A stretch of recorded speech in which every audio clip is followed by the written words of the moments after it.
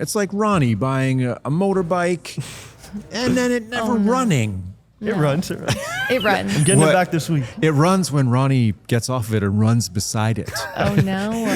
It's got Ronnie power. The journey. No, Ronnie told me. You told me that story, right? His Yeah. bike, he was taking it to the mechanic. It broke down and he had to like physically push it. Yeah, it was last week, Tuesday, when the servers went down. So like I went to go drop it off at a shop. And then right after I got off the highway, it shut down. So I pushed it like for like an hour, like 3.5 kilometers. Wait. Did you have a cell phone? I did. But I was not going to pay for another tow. You pushed the motorcycle. Yep. That's a good workout. Oh, he forgot to mention Holy that some of it smokes. was uphill. Yeah. Our guest today is Ronnie, and Ronnie comes to us via way another a path similar to a couple other people in here, but a unique path to land on Nuborrow. And I have a lot of things to cover with you today, man. But I wanted you to give the audience kind of a background of things you did or how you got to land on mortgage agent before you got here. So what's like your background, or did you go to school? What's the steps? Yeah, well, I did go to school first for accounting. And then I was like, yeah, if I do this for the rest of my life, I'm going to hate myself. No way. Yeah. All right. So I said, hey, forget that. I dropped out after one semester and took some time off, worked some like warehouse jobs, odd jobs, kind of just figuring out what I wanted to do. And then eventually I was like, hey, I need some schooling, right? I don't see a big amount of value in it, but it's going to get me into a building. It's going to get me that interview. And then from there I can take it and show my charisma, show my skills, and actually show who I am. So I did schooling for 2 years, just general business. Right after that, I was kind of, COVID just started, so I didn't know which direction to go. I didn't know what was happening with the world. Right. So my sister kind of gave me some guidance, saying mortgages might make a little more sense for you than real estate, just because it's a little bit more scalable, right? So I gave that a try, got my license pretty fast. Once I'm into something, I want to pursue it, right? That was the only thing on my mind. I quit my part-time job and said, hey, let me do this as much as I could. All in. Yep. But then I got to a brokerage where there wasn't much help. I was kind of on my own. It was COVID, so I didn't really have the resources to or the guidance from somebody to actually get better at this. Okay. Right? Okay. And then you and I shared a connection, right? That's how you kind of landed on my doorstep or on Nuborrow's radar to go through the interview process. Yeah. So Jason, who actually used to work at that other brokerage, after he left, he actually reached out to me and said, hey, this might be a great opportunity for you. Someone in your position, hungry, young, wants to work hard, wants to learn. At that time, the first time he brought it to me, I was kind of going through stuff, like a lot of personal stuff was going on in my life. So I told him, hey, I could really appreciate the opportunity, but at the moment, I just can't get myself to do it. But time went on, I sorted things out, got back on track, and eventually I reached out to him again and said, hey, that opportunity is still on the table. I'd love the opportunity to kind of interview and introduce myself. And he said, yeah, for sure. Connected me with you, and then the rest is history, right? Yeah, and I think that's bold too. Like, you're one of our youngest people on staff.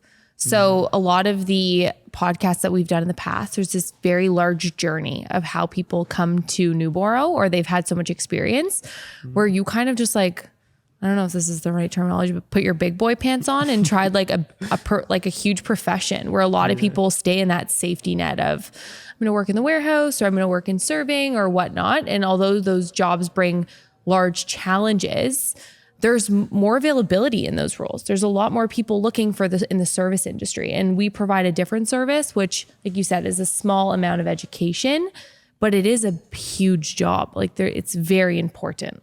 Yeah. The mortgage course is not detailed enough to really equip you to be a mortgage agent. And that's not a dig at it. It's just the truth. That's one of the reasons why we're known for training.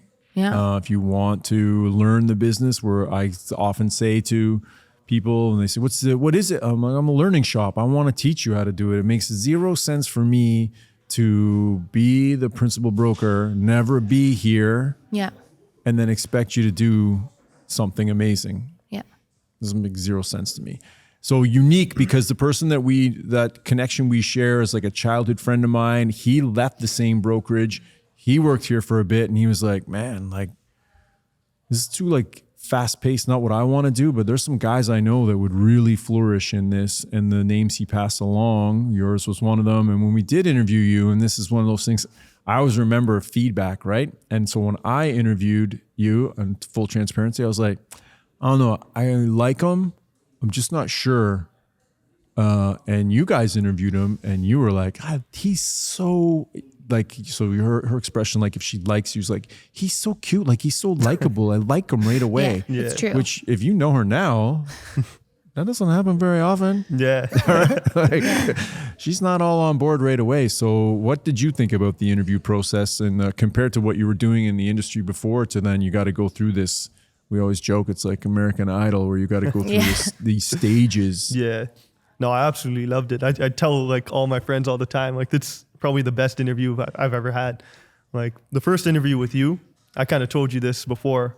I saw a podcast of you online with another guy. It was about 40 minutes long. I watched the whole thing. So I already had an idea of who you were and I already knew, hey, we're going to mesh perfectly. Like this guy's into sports. This guy's into getting better. He's into like process training. He's more of a coach than a teacher. Right. Yes. And that really resonates with me. So we hit it off right away. But in terms of the other interview portion, I hit it off with all of them. Like Ali kind of told me at the end of our interview, we hit it off so well. She's like, hey, expect a call.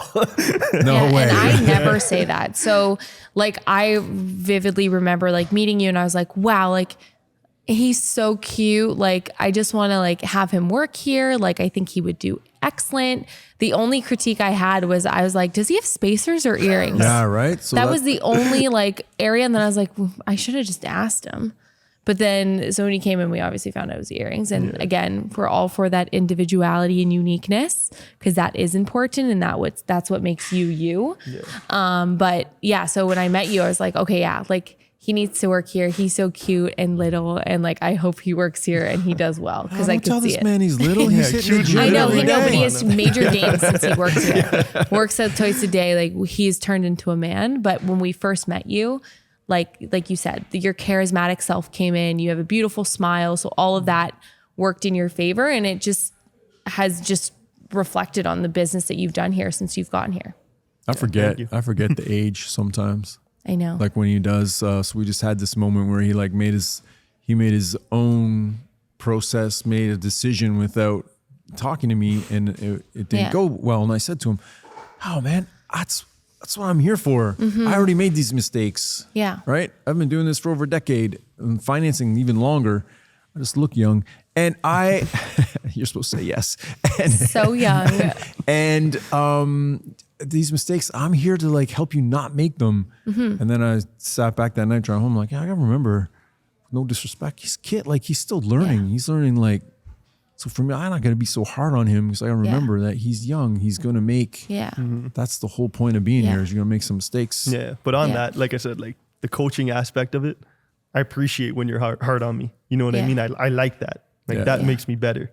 Yeah. Right? That's what I really respond to. Mm-hmm. I think that's when we just had Florida on, right? It works for some people. And some people it shuts them down, and but some people, they come around. Yeah, this is true. When you see that it's coming from, which I hope I try to get across, is it's coming from a place of love. Like coming from a good place. It just I don't see the point of me investing time into you to not make you successful. Yeah. It makes zero sense to me. Mm-hmm. It's only then self-serving. And I say this to you guys, I don't need to come every day. Yeah. Right? I love watching you grow. Yeah. And doing more. You're doing 2, then you're doing 4, then you're doing 6, and you're learning and you're doing. Don't say this to you guys often, right? But I see growth in Ronnie. Yeah. And we had this moment when we did which you don't have to go into great detail, but we shared this moment about this job in Nuborrow and what it means to you at that moment in your life and how it changed your path. Right. Oh, yeah, definitely. Like the day I started working here, I always remember it's January 19th, right? Because I knew coming into here, I don't know if you remember my first day too, showed up like 2-3 hours early just to kind of see the first people walking in the building. Yeah. But yeah, like that time, there was a lot of moving pieces in my personal life, right? So I really didn't know what direction I was going to go in terms of like my living situation, where I was going to go. But I knew when I started here, things are going to start falling in line. I'm going to start working. I'm going to start doing more deals every month, making more money, helping more people, and things are going to kind of work itself out, right? Yeah. Well, it's trusting the process through and through. Like we trust the process here, and that what is given to you, let's say in the interview and when you first start, is what will hopefully help you. I swear I didn't click the remote. Will help you excel. And like you said, sometimes this place is the only constant we have in life, right? There's so many moving parts outside of it. So being able to come here and know you have the security of a job and that your success is solely on the effort you put forth is important, because there's a lot of things in our life that we don't have that control over. So for you to recognize that early on and have that aha moment is only working out in your favor. Yeah. And with that too, it was like coming here and like having that consistency was good too, but having like the mentors and like people kind of giving me guidance here, not just you obviously have given me a lot of guidance, but there's other people in the office too that are kind of in my ear, kind of giving me tips and tricks here and there, not just in the workplace, but in life in general, right? Yeah. And I think like Adam has a specific way of coaching, and he made note of it a minute ago, saying some people, like it's coming out of a place of love. Some people I connect with and some people just don't get me. And that's why when we go into an interview, and we have so many people go into the interview, we all have a different style of A, coaching, and B, learning. Mm-hmm. So some people might learn more off of someone off the floor as opposed to learning from Adam, simply because of how they retain the information. So he coaches a certain style. You either love it or you hate it, or you learn to love it. But then there's other people that you might sit beside where you're like, wow, he kind of said the same thing Adam said, but said it in a way that makes sense to me. Yeah, that happens a lot. Yeah. And it's natural. And that's why having this floor and having everyone that we add to our team legitimately add to our team as opposed to just blend into our team is important, because everyone brings a special characteristic of themselves that would help someone else along the way. This is something you said to me that was really interesting, and I'll let you expand on it, but I'll give you the notes? You were going through this. I'm like, I'm coming from a long way. I'm commuting. The drive's over an hour. I'm thinking about moving closer. And we had that conversation, and you said like my friends say to me, you said my boys, it's just your, right? They said, like, why are you making this? Why are you driving this far? Yeah. And you were like, they just don't get it. Yeah. Right. And speak to that. Like, what is it? What didn't they get? They don't get the difference between like a job and a career. Right. And this is kind of an environment where it's almost like a family environment too. Right. So it's not like I'm moving away and like leaving myself, like isolating myself in a way. You know what I mean? Yeah. I'm not just moving in the middle of nowhere and I don't know anybody here or anything like that. I'm not that far away, and I have people here as well. Yeah. Right. So it's hard for guys around my age to kind of see that, and you don't really understand it until you're in that position. Yeah. Right. Because like I see myself, like I can actually see myself here long term just based on the environment and based on how I'm growing here. Yeah. And until you get that opportunity, you can't really blame anyone for thinking otherwise, right? So until you have an opportunity where you can work somewhere and you feel like you belong, it's a really tough thing to wrap around commuting 3 hours a day there and back, working long hours or extended hours, sacrificing that extra time with your friends. And like, that just goes to show like you are extremely young, taking on a career that no one would fathom at that age. Yeah. Right. It's something that people get into later in life or feel like there needs to be experience behind it or whatnot. So it's a sacrifice in itself to come into a job where you said it's a career. It's not just a job anymore. Yeah. And then when we had that conversation back then, I was saying like, hey, 2.5 hours on the road each day. If I apply that and invest that in here, it's going to be 10 hours a week, 40 hours a month, extra 40 hours a month. That's extra couple deals. Right. Right. So it's going to be worth that investment. And I say this a lot to you all because you're young, where I'm like, what else are you going to do? You guys get enough social media influence about you are the 5 people you hang around with, or you need to put more time in here. And I see it sometimes being even the unhealthy effects of my oldest son's friends are like, oh, I want to do that because I want to grind.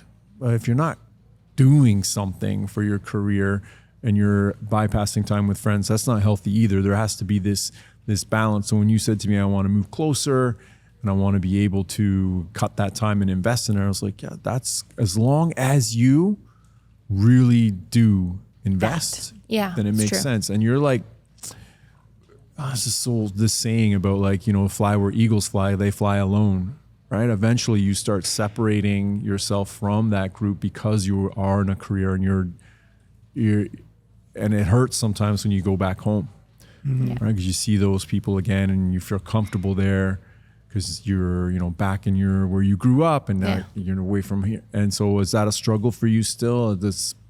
Every once in a while, definitely I feel that. Like I go back there, I feel a little disconnected with what's going on family-wise, friend-wise, but it comes and goes, right? Like once you're there and have conversations and kind of catch up, you realize same people, right? Same people, kind of same conversations. We're just all in different places, like improving ourselves, right?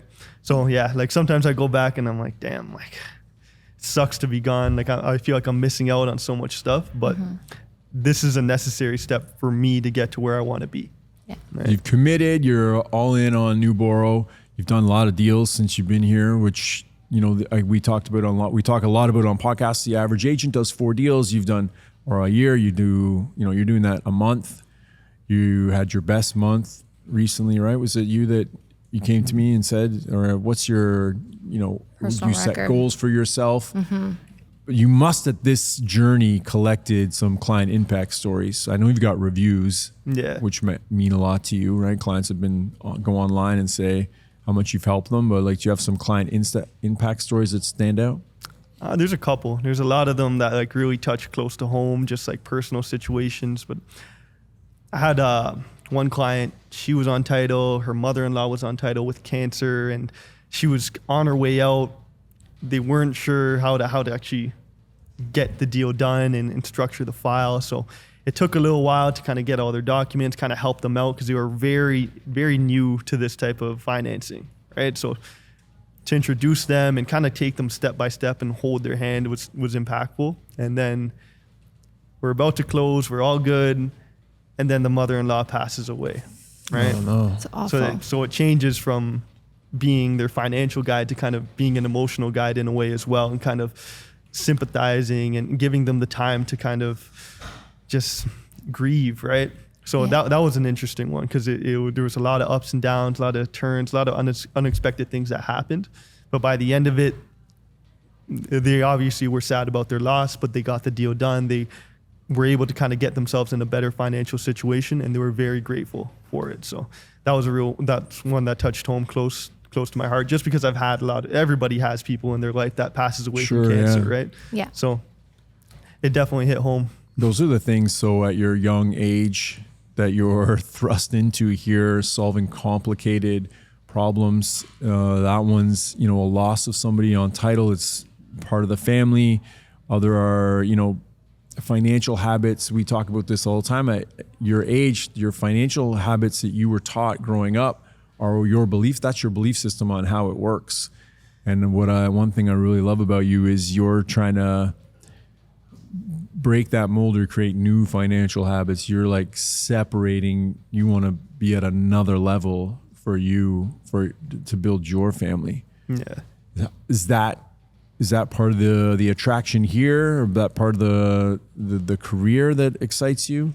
Yeah, definitely. Like, I always thought of myself as someone who's working in commission only. If I worked like an hourly or salary job, I just wouldn't have the passion, the fire that I know I have, right? And commission only allows me to kind of translate it, because where that comes from is like sports, right? Right. So building that bridge, finding something that the output that I put comes back to me if I really work hard, right? So that's what's really, really attracted me to this type of place.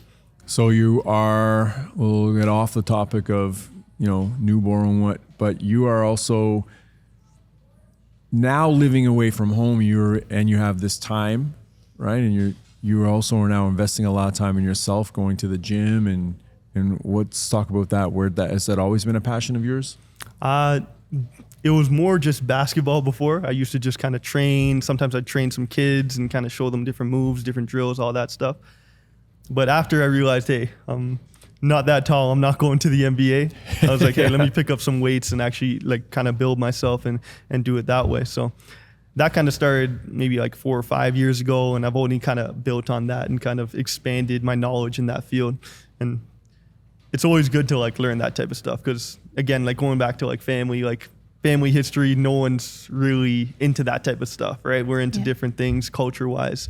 So to kind of expand into that and open that door, especially for like my younger cousins, younger people in my family, cool. kind of show them, hey, like you don't have to be looking like that when you're older. You can like actually build yourself now. You could look like you. Yeah, you could be like Adam, right? Be an older guy, not too old, but be an older guy and still be in shape, you know? Yeah, no, yeah, that's that. And the reason why I brought that up is because this environment, we have, there's a lot of resources and a lot of talk about that and nutrition and working out. And it's just one of those things some of the guys here really gravitate towards. And we have some girls, right? They're into it too. And it's certainly not an interview question. Hey, do you like the gym? Hey, do you like to eat right? Hey, do you like, it just becomes part of this. I almost think sometimes it's just like a Nuborrow agent where they're like, oh yeah, I see you guys gravitate towards those things and challenge each other. Yeah. I know you're chasing a bench press goal that they challenge you. They didn't think you'd make it. Yeah. How's that going? We're getting there. Like I like learning new things and like trying new things. So I've tried like a lot of different things. Like I'm going, instead of doing like 2 chest days a week, I'll do this 2 chest days, but now like a couple guys do push-ups you see in the office. I'll kind of do push-ups on breaks, or even like before I shower at night, I might just try to do 100 push-ups and just kind of really focus on like form and just try to get like a quick pump, right? So it's just adding more things to the arsenal. Nice. Hey, a healthy body, healthy mind, right? It helps you be ready and help clients and be there for clients, because that's one thing that, again, when you're young, this is not a 9-to-5 job. Yeah. Even though we're 100% digital, you can meet, but that kind of opens up the door to they'll meet at any time. Yeah. That could be 8 p.m. at night. So sometimes it gets a bit difficult. We joke with Ronnie because Ronnie's here at night all the time. Guy eats his 3 meals here. Yeah, you're here for the Wi-Fi at night, right? But he's here working like after hours a lot. Yeah. Is that part of the decision to make sure you made the most use of not commuting anymore? Yeah, definitely. Because like some days I will do that 9 to 5, and then I might go home, eat some dinner, maybe get a workout in, and then come back maybe 7:30, and finish up what I need to do, or call some more clients, do a signing. So that flexibility is key for me. Right? Yeah, and I think that also plays into discipline. Like you moved away from home, so making sure you get your meal prep done, making sure you are fed, making sure you get to the office, making sure your suits are pressed. Like those are all things that we take for granted on a regular day-to-day that you kind of just got thrown into. It's like you have to find the time to make that a priority. Yeah. At first I was scrambling. Trying to do everything, right? Yeah. So I got to do, like you said, cook, clean, laundry, everything. So I was expecting more responsibility, but I wasn't expecting that much right away. 100%. So it took some time to adjust, but like now I'm in a great rhythm. Now I'm getting everything done. Like my house is clean. Like work-wise, everything's getting better. Gym-wise, everything's getting better. So it's a balance, right? It was hard to find that balance at first, but I think I found it, and now I'm only getting better. This is, I'm going to wrap it up with, this is one of the things that I admire most about you, is that you gravitate, you almost openly ask for training, ask for feedback.